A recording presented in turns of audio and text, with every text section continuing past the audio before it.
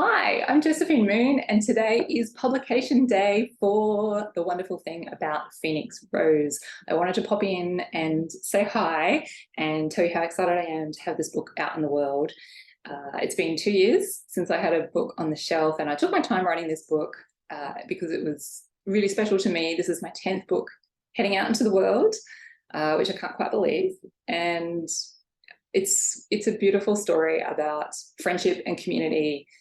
It's uplit, and it starts in Brisbane with Phoenix Rose, who is a 35-year-old neurodivergent teacher who's been on sick leave for quite a while. And her principal's putting some pressure on her to get back to school, and she's not really sure she's ready to go back. And she gets a plea for help from an online friend of hers who's in Tasmania, who needs urgent assistance to rehome her animals. So Phoenix, I think, she really wants to help this friend, but she also, I think, would like to avoid the whole school situation for a bit longer yet. And so she jumps on a plane and goes to Tasmania to help.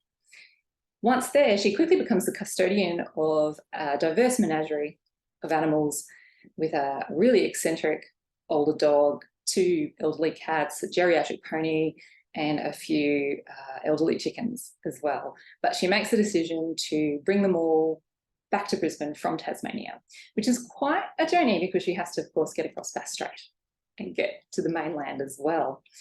She enlists the help of a friend, a young woman she hasn't yet met, but she enlists to help her drive because driving is not really her strong point, and pulling a horse float definitely isn't one of them either. So she enlists the help of Lily. And Lily is a 20-year-old neurodivergent woman who hasn't left home yet and is taking this opportunity to break out of her home life. She's also a fantastic character. She's one of those beautiful characters that turns up in an author's mind fully formed. She was kind of quite shadowy for a while, and then all of a sudden she just revealed herself, and she dresses in steampunk attire, and she speaks in this kind of quasi Jane Austen style of language and accent. And she's just a really, really rich character to have on this road trip as well.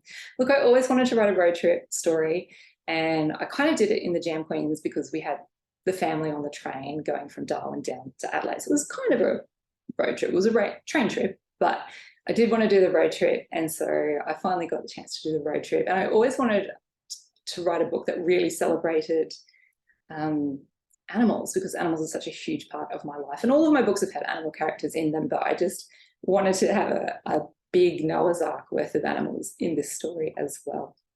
We get to travel through a lot of small towns in Australia and see a lot of the countryside that way. And it's a story, as I said, it's a story that celebrates friendship and community and kindness and looking at new ways to do things in the world. So Phoenix Rose is out now. I hope you are going to love reading her story as much as I've loved spending time with her and all the characters in this book. And I can't wait to hear what you think. So please rush out now and grab your copy if you haven't yet.